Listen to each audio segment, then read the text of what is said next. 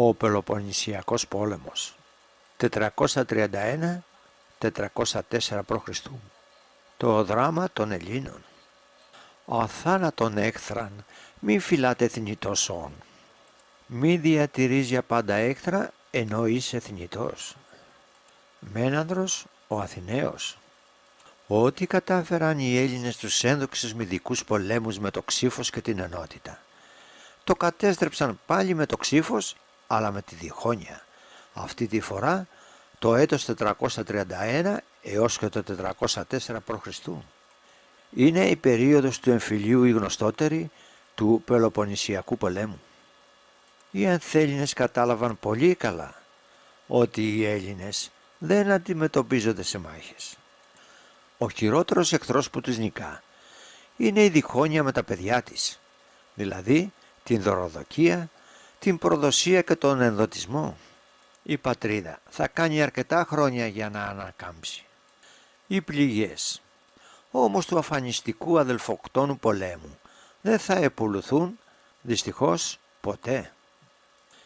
Οι Μισέλληνες αυτή τη φορά δεν διέρχονται δια πυρός και σιδήρου την Ελλάδα. Διέρχονται δια ταλάντου και παπύρου. Μετά τον θάνατο του ενδόξου Κίμωνος του Μιλτιάδου, το 449 π.Χ., η εξουσία και η δύναμη της Αθηναϊκής πολιτείας περιέρχεται στα χέρια του Περικλέους του Ξανθίππου.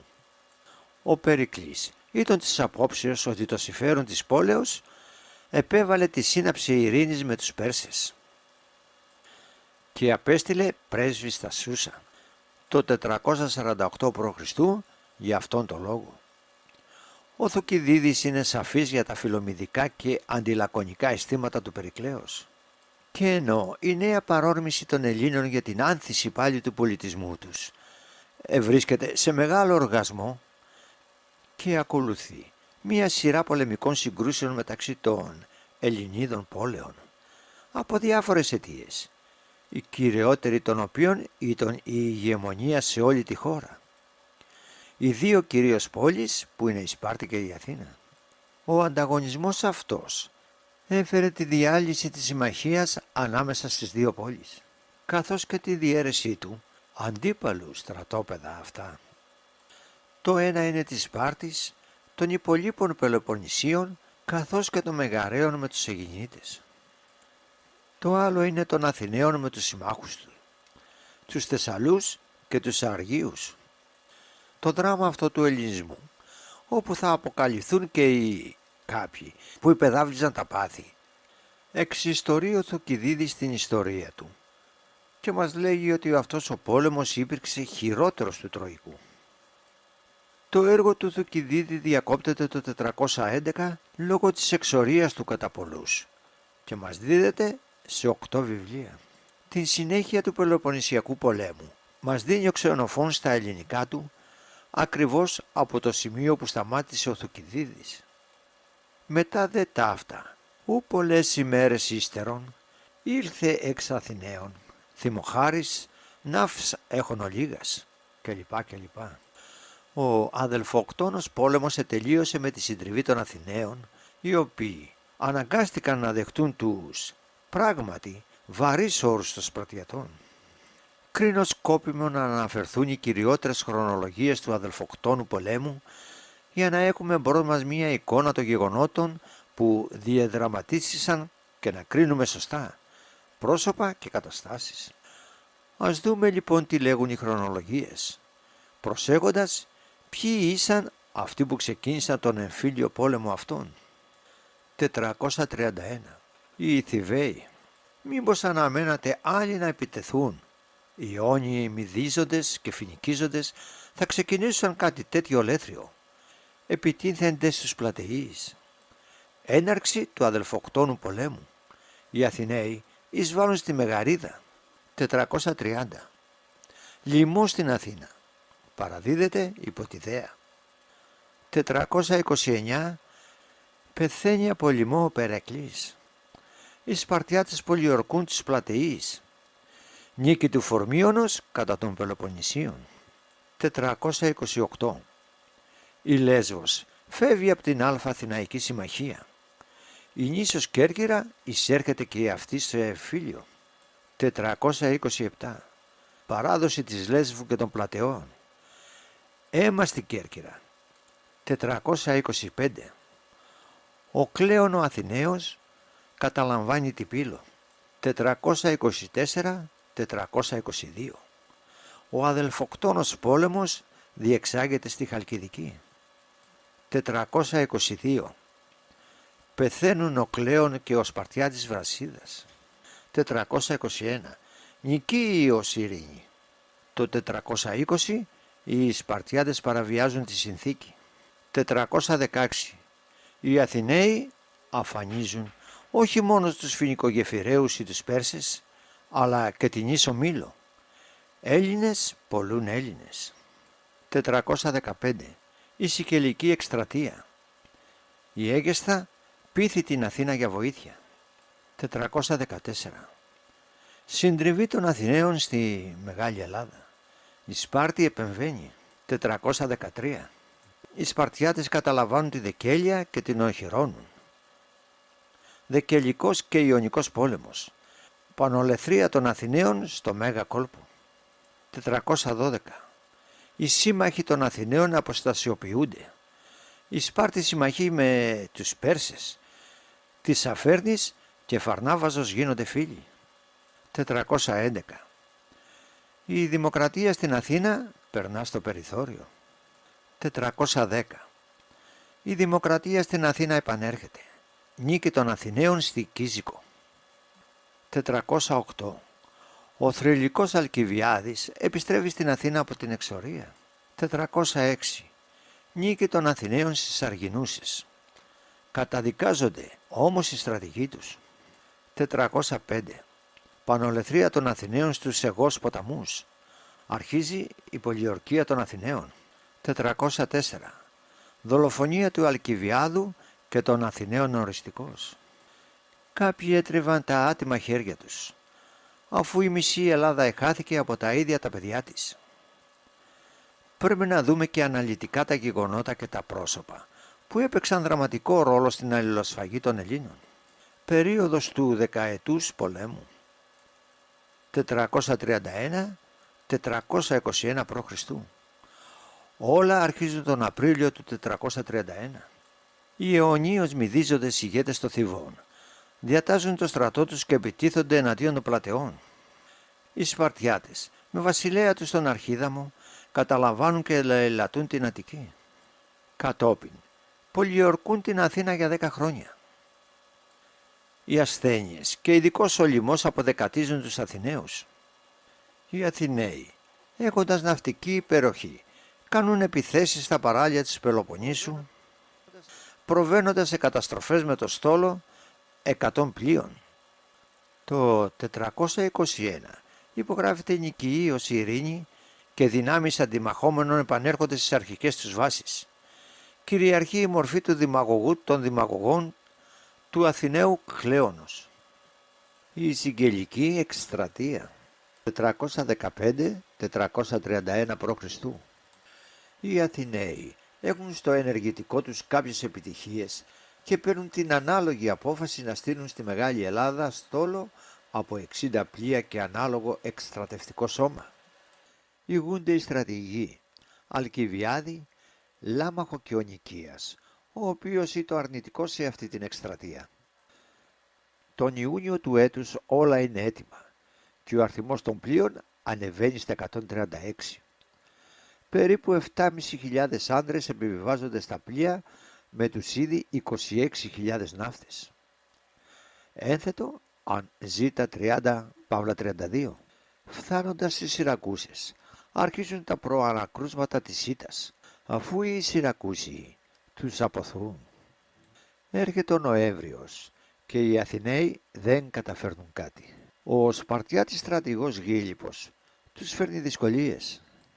Και την άνοιξη του 413 ο Γίλιππος καταλαμβάνει το πλημμύριον, όχυρο ζωτικής σημασίας για τους Αθηναίους. Η νοικίος Ειρήνη έχει καταργηθεί από τον Αύγουστο του 414 και ο τόπος γέμιζε αίμα ελληνικό παντού. Ένθ αν δέλτα 15 Παύλα 23. Τέλη Ιουλίου του 413 φτάνει ο Αθηναίος Δημοσθένης, γιος του Αλκισθένους, από τους καλύτερους στρατηγούς με 73 πλοία.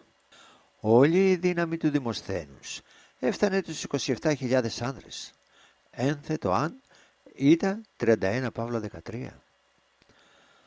Αυτό όμως δεν ήταν αρκετό για να ανυψώσει το ήδη πεσμένο ηθικό των Αθηναίων. Και έτσι φτάνουμε στην ημερομηνία που οι Αθηναίοι δεν λησμόνησαν ποτέ. Ξημέρωμα της 30ης Αυγούστου του 413. Ο Σπαρτιάτης στρατηγός Γίλιππος, γιος του Κλεανδρίδη, ένθρος αν Z93, δίδει το σύνθημα επιθέσεως και από στεριά και από θάλασσα. Σε λίγο, ο Μέγας Λίμνην των Σιρακουσών βάφεται με αίμα ελληνικό. Το ίδιο και η στεριά. Ένθετο αν ήτα 51 Παύλα 54. Οι Αθηναίοι παθαίνουν πανολερθρία κυριολεκτικώς. Εμπρός σε τέτοια σφαγή, ο Νικίας παραδίδεται στο Γίλιππο. Εχμάλωτοι σε τέτοιες περιπτώσεις δεν υπάρχουν. Πάρα πολλοί Αθηναίοι και σύμμαχοί τους πουλούνται από τα αδέρφια τους ως δούλοι και άλλοι πέθαναν στα λατομεία των επιπολών. Ένθ αν ήτα 86 Παύλα 87. Οι στρατηγοί των Αθηναίων, Νικίας και Δημοσθένης, εκτελέστηκαν. Ένθ αν ήτα 86 Παύλα 87. Η στρατιά των Αθηναίων, 50.000 άνδρες εσφάγη και κατεστράφη από τα αδέλφια της Σπάρτης και συμμάχους. Προς το τέλος της αλληλοσφαγής, 413-404 π.Χ. Οι Αθηναίοι εγκαταλείπονται από τους συμμάχους και οι Πέρσες ρυθμίζουν τα πολιτικά πράγματα στην Ιωνία. Οι Πέρσες επίσης δίνουν αμέριστη βοήθεια στους Σπαρτιάτες στο διπλωματικό και οικονομικό τομέα. Ένθ αν θήτα 14 Παύλα 18 και 55 Παύλα 59. Στην Αθήνα υπάρχουν μεγάλες διαφορές και ανησυχίες. Το τέλος πλησιάζει και η καταστροφή έρχεται στους Αιγώς ποταμούς με πανολεθρία του Αθηναϊκού στόλου το 405.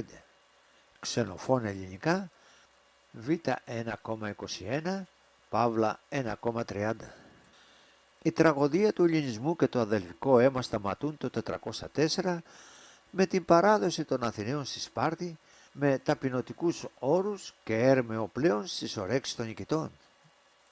Το μόνο παρήγορο σε όλη αυτή τη τραγωδία του ελληνισμού ή το ότι οι Σπαρτιάτες δεν συμφώνησαν να υποδουλώσουν ελληνική πόλη, η οποία προσέφερε μεγάλες υπηρεσίες στον καιρό του μεγάλου κινδύνου που είχε απειλήσει την Ελλάδα. Δέχτηκαν ειρήνη με το να γκρεμίσουν τα μακρά τείχη και άλλοι όροι. Λακεδαιμόνοι δε ουκ έφτασαν πόλην Ελληνίδα, ανδραποδίην μέγαν αγαθών, εργασμένοι εν της μεγίστης κινδύνης, γενομένοι στη Ελλάδη, αλλά επιούντο ειρήνη κλπ. Ένθετο αν Β 2,20. Ο Μάρτης έλειπε από τη Σαρακοστή. Είναι δυνατόν και ποιος υπεκίνησε τους Θηβαίους να ξεκινήσουν τον αδελφοκτόνο πόλεμο, αφού τόσα και τόσα χρόνια οι Θηβαίοι τους έκαναν το χατήρι. Ο Θουκυδίδης μας τους δίδει από το Α κιόλας βιβλίο ως πειρατές. Θουκυδίδης, Ιστορία Α,8. Στο ίδιο πάλι βιβλίο μας θυμίζει το θανάσιμο μίσος των Φοινίκων που είχαν για τους Αθηναίους, λόγω της συντριβής τους από το Κίμωνα και το καλύτερο τώρα, τη μεταφορά κυριότητας των μεταλλίων στους Αθηναίους. Ένθ αν Α100.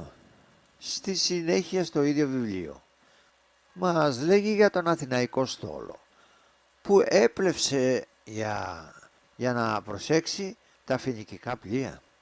Ένθετο αν Α116. Ο Θουκυδίδης αποκαλεί τους Θηβαίους βάσιν εξορμήσεως των βαρβάρων. Ένθετο αν Α90. Κάτι παρόμοιο μας αναφέρει και ο Ηρόδοτος στην Καλλιόπη, θήτα στην παράγραφο 13. Σε όλους τους πολέμους με σκοπό τον αφανισμό των Ελλήνων υπήρχε μία ομογάλακτη συμφωνία μεταξύ Θηβαίων, Βιωτών, Ταναγραίων, Γεφυραίων και άλλοι. Εξαίρεση αποτελούσαν πάντοτε οι Πλατεείς και οι Θεσποιείς.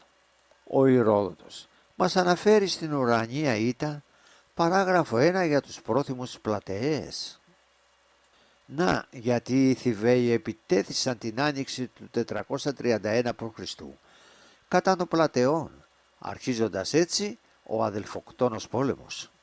Συνεπώς, εγνώριζε πολύ καλά το Περσικό κράτος ποιους θα δωροδοκούσε ούτως ώστε να υπάρχει διχόνοια στην Ελλάδα και για χάρη όλων των ύπουλων ανθελήνων να αφανιστεί εντελώς.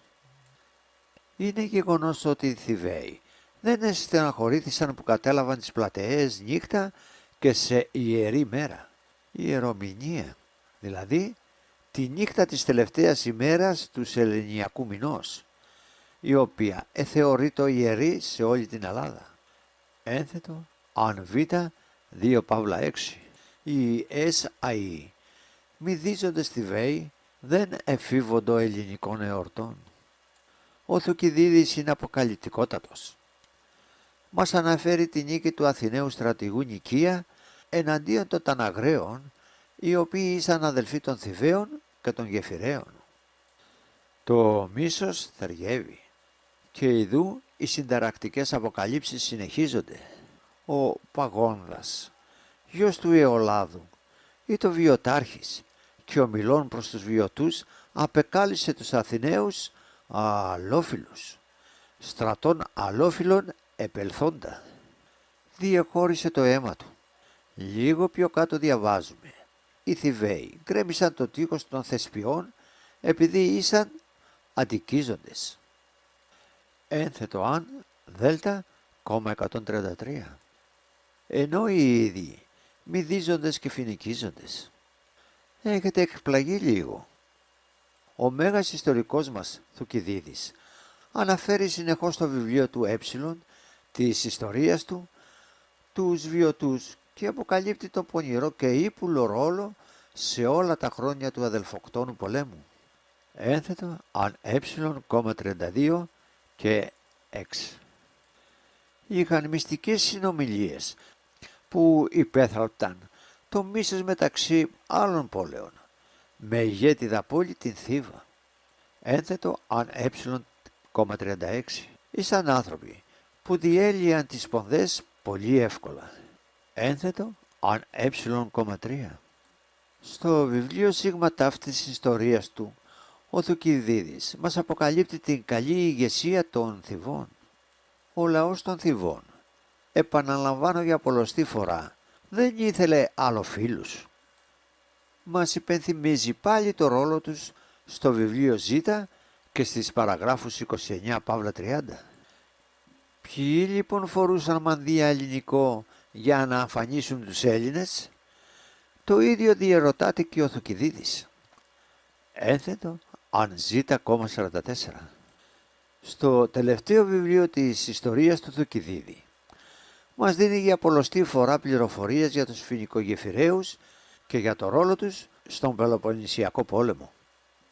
Συγκεκριμένα, στο βιβλίο Ήτα και στο τέλος του παραγράφου 87 διαβάζουμε ότι Σαφέρνης με όποιο σχέδιο και αν είχε έφτασε στο άπενδο και βρήκε τους Φοίνικες και ρωτά ο καθενούς, είναι δυνατόν ο Πέρσης αρχιστράτηγος να σπέβει προς συνάντηση των Φοινίκων και όχι το αντίθετο?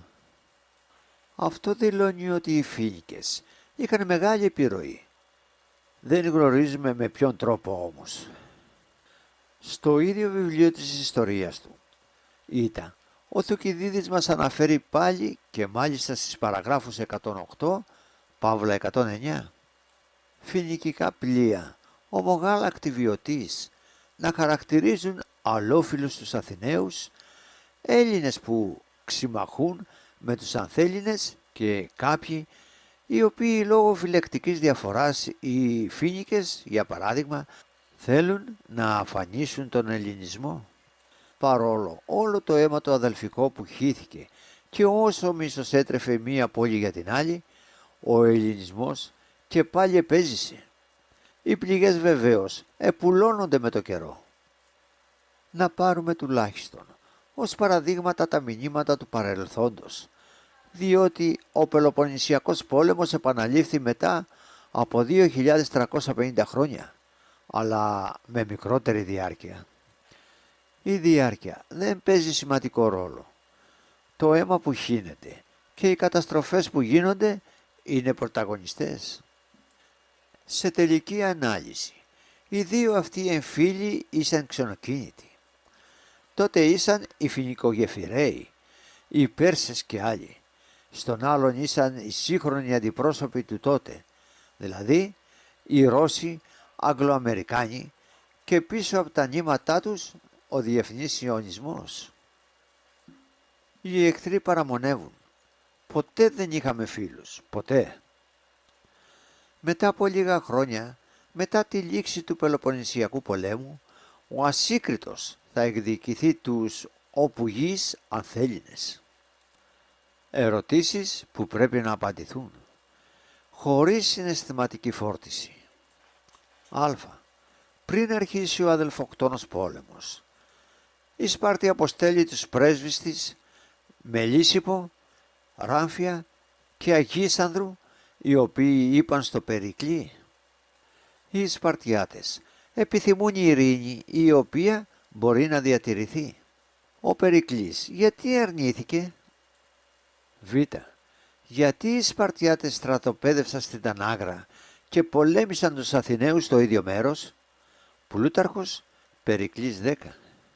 Εφόσον είναι πασίγνωστο ότι στη Ταναγραία γη κατοικούσαν οι Γεφυραίοι, αδέλφια των Φοινίκων. Γ. Όλοι εγνώριζαν τις σχέσεις των σατραπών της Περσίας με τους Φοίνικες και ειδικώς ο Φαρνάβαζος. Γιος του Φαρνάκη και σατράπη της Φυργίας, είχε άριστες σχέσεις με τους Γεφυραίους εμπόρους. Ποιος ο λόγος που προσετερίστησαν και η Σπάρτη και η Αθήνα? Δ. Ποιοι δολοφόνησαν τον Αλκιβιάδη?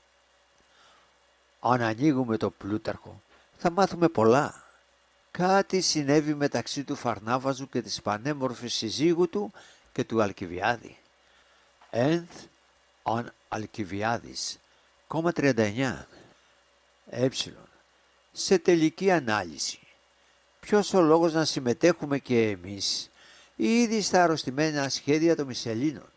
Ποτέ πια.